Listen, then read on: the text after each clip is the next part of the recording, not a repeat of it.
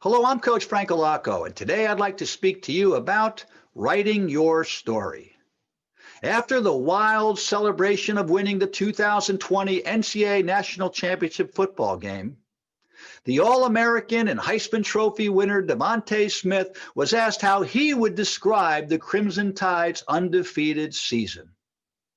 Without 1 second of hesitation, he said, "Unbelievable. We just finished writing our story." His words were so simple, yet so profound as they truly captured the commitment, sacrifice, and vision that each player contributed in the story of a legendary team. We are all indeed writing our own stories. Our actions are our pen. In 2010, the De La Salle Spartans played the Oakland Wildcats in a Northern California regional basketball playoff game.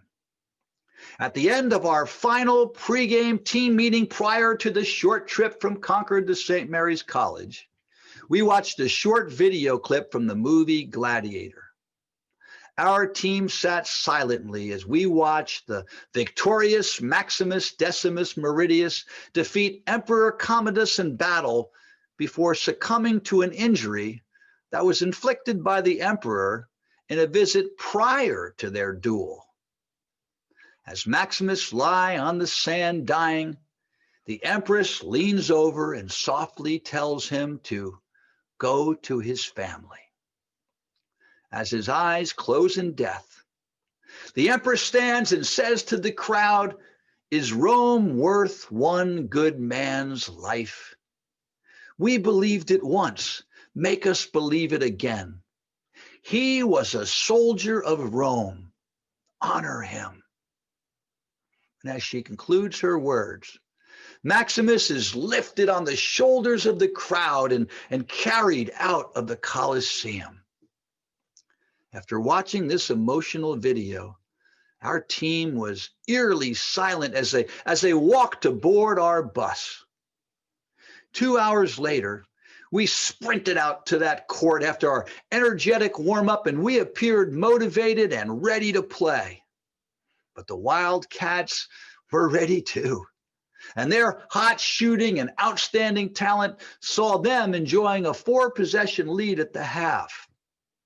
I was very disappointed in our effort, and I walked into our locker room at St. Mary's College, and I started my halftime speech by saying, "Boys, I am not a poker player. In fact, the few times that I've played, I needed to write a chart out that said 3 of a kind is better than 2 of a kind and that a flush beats a straight."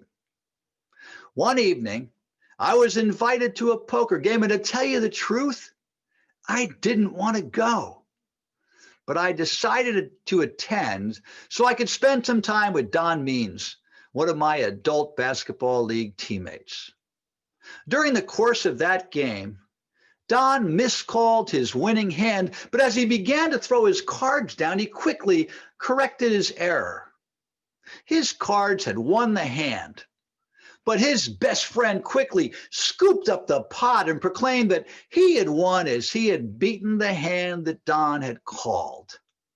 But Don had corrected his call. But regardless, an argument ensued, and things got a bit heated in what we all thought was just a friendly game.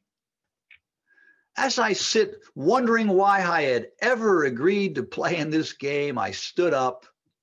I walked over to Don and told him not to get excited because he had just learned a great lesson through the loss.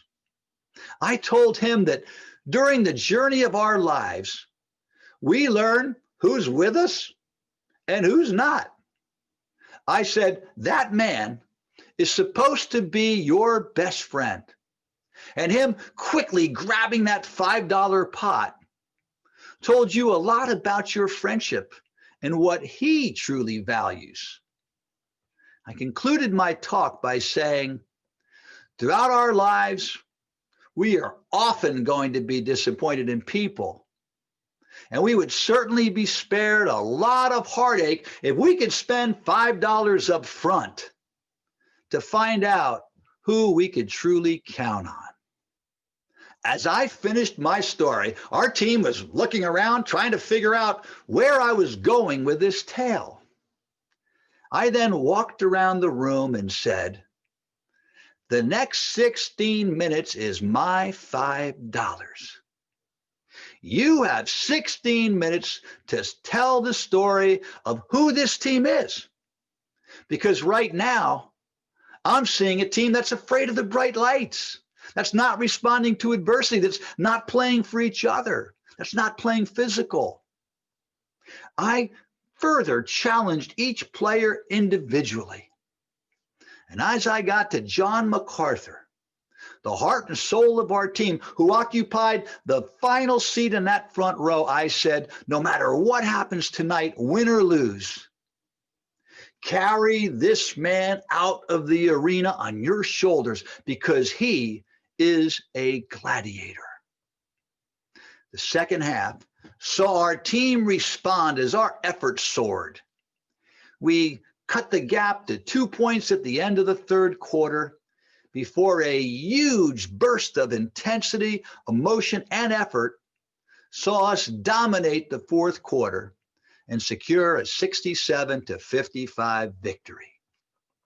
John rebounded like a man possessed and skillfully scored 32 points in the second half to finish with 40 points.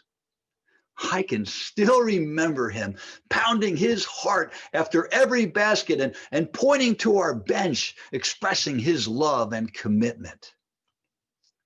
The 2010 De La Salle team finished the season with a 29-3 record, winning league and section titles, and they advanced to the Final Four of the state of California.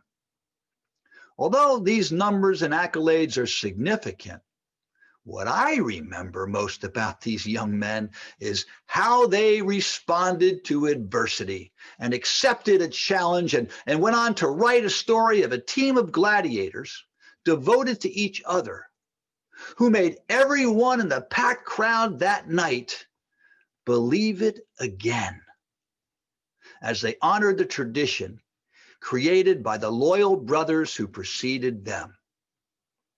And as we begin a new year, may all of us remain committed to a year of great actions, with each solitary act serving as a brilliant pen stroke as we create the everlasting story of our lives. Keep listening, keep learning, and strive to be your best. And remember, excellence doesn't take days off.